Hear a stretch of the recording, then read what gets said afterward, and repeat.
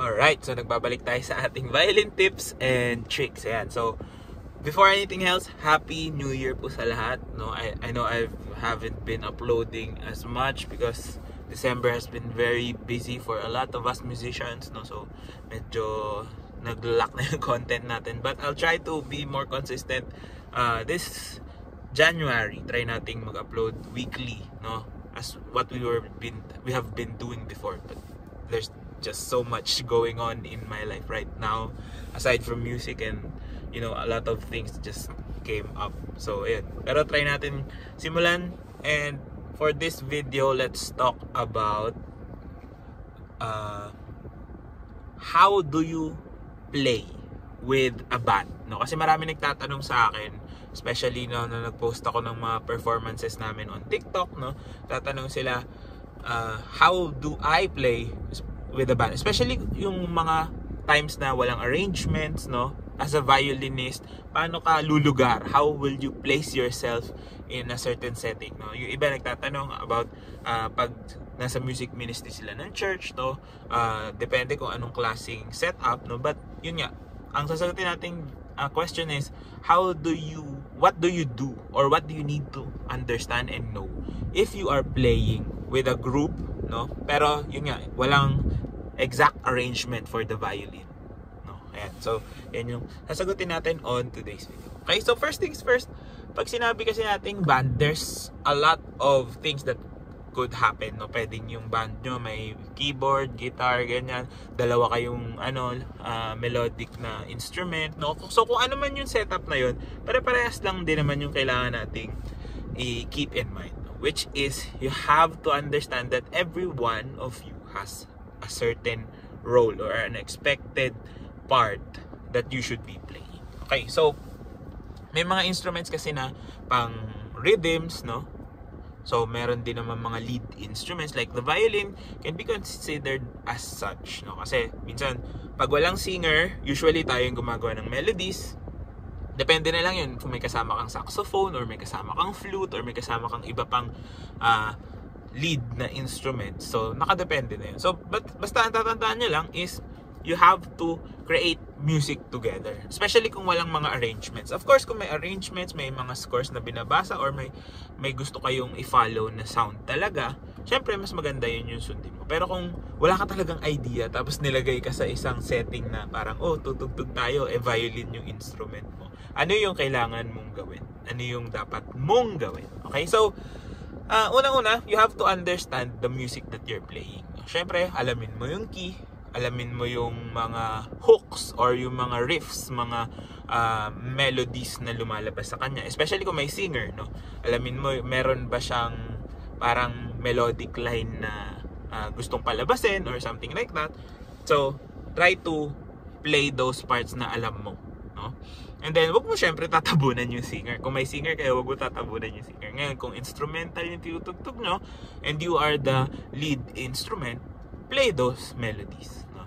So yun, kailangan lang alam mo, babalansihin mo where do you want to be. Kailangan ba ikaw yung lilitaw, ikaw ba yung magbibigay, give way ka sa singer or what, diba? So yung volume, importante din na iintindihan natin. Next is, kapag may singer, tapos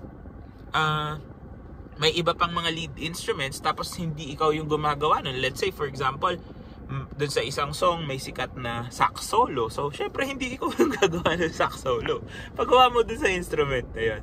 And then, what you can do is you can either play harmonies, no? Mag-chords ka. Kasi sa violin, you can play chords, no? Simple chords. Pwede ka rin magbabad ng single notes. Like, you could play any note within the chord or within the key that you are in, no? So yung progression na sinusundan nila, you can play the top note of that.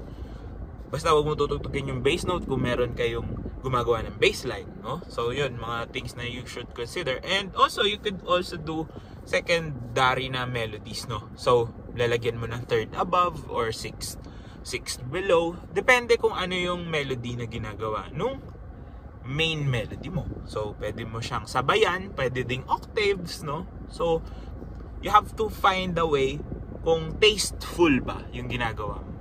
kung maganda ba yung ginagawa mo or makakasira ba. You have to also understand. If I were in this situation, sinabayan ko yung melody, matutuwa ba siya or ma-enhance ba yung experience nyo when playing or makakasira ba ako or yung mga ganong klaseng bagay. Minsan, pwede dalawa unison, no? Depende kung ano yung required dun sa piece or sa song na gusto nyong i-play.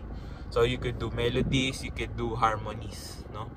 Pwede ka rin namang mag-rhythms, no? You could also play rhythms kung hindi ka sure kung ano yung dapat na tugtugin mo, kung ayaw mo mag-melody or hindi ka sure kung gaganda ba or papangit yung tunog. Basta ang importante kasi you always look at yung kabuuan, the wholeness of whatever you are playing. You don't just play because feeling ko okay to or mas maganda to or mas pangit pag ganito. You have to understand exactly what your role is when it comes to your playing, especially pag walang arrangements, no? You either add so much or you don't contribute at all, no? And then I think one of the most overlooked things that you could actually do is to stop playing entirely. Akala nung iba, dahil kasama ka sa grupo na to, kailangan lahat ng nota tutugtugin mo, no? You don't need to.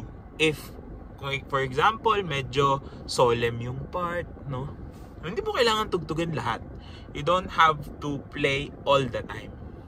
Because rest is also part of the music, no? Huwag ka ma-pressure na pilit mo kahit na nahihirapan ka na, hindi na gumaganda yung sound. So, the less you contribute, maybe sometimes, no, the better the sound gets. Kasi kung sobrang kapal na nung tinutugtog nyo, for example, 3 na yung nagme-melody tapos sasabayan mo pa, edi sobrang kapal na nun, di ba? So you can try to also find places to rest, find places na hindi ka kailangan doon. So let other people shine or let other instruments do their part, no? Pero hindi ko naman sinasabi na literal na wag tumugtog, no? Siyempre kailangan tumugtog ka kasi you're part of the group. But find those spots na, if you wanna highlight somebody, ganyan, sige, siya naman. Or ikaw naman. Those types of things, no? So, napaka-importante na naiintindihan mo. So, how can you practice this kung wala naman kayong literal na practice? Or kung kunwari, sumama ka lang sa group, no? Kung hindi kayo nakakapag-practice all together, ano yung gagawin mo? You have to expand your listening skills. You have to also listen to a lot of the music that you wanna play. So kung gusto mo mag-play in let's say, a band na tumutugtog sa weddings, of course, listen to a lot of wedding songs. Listen to a lot of pop songs na talk about love, no? So, yung mga ganun, yung mga sikat na songs na nire-request sa wedding, tandaan mo yung mga key, tandaan mo kung ano yung mga riffs na pwede mong gawin. Also, sometimes kasi, di ba, sa mga ganong klaseng bands, yung mga singers nagpapapalit ng key. So, also try to find out sa ibang key, kaya mo pa rin ba siyang gawin, di ba? Yung mga ganon. Di ba? So, gawin mo lang is you have to listen, you have to practice on your own ano yung mga possible na pwede mong gawin. You could also do pizzicatos with your violin, of course, no? So it adds another depth or another dimension in your playing, no? Hindi man laging ibobow mo lang or hindi rin kailangan lagi kang ambabad, no? You can stop, you could add different things na hindi makukuha pag walang violin. That's why you are part of that band. You offer something different. You either offer a different tone color, no, yung sound mo na hindi makukuha sa ibang instrument. That's why you are part of that group, no? Whether that's you're playing in your church, you're playing for weddings or events, kung ano mang event yon, 'di ba? Kung hindi ka masyadong sure, those are the things that you need to understand, no? So, parang at the end of the day, experience will be your best teacher. But if you are equipped with certain skills, mas mapapadali yung pagpe-play mo. Kahit na medyo mangangapa ka, kung nagsisimula ka pa lang, that's totally fine. As long as you can contribute to the group that you are with. Ayan. So, sana nakatulong tong video na to. If it did, please do drop a like, comment down below. More content you'd like to see, and of course, subscribe to my YouTube channel. Follow me on all my socials. All the links you need down in the description box below. This has been Ryan Manakil for Violin Tips and Tricks, and I'll see you on the next video.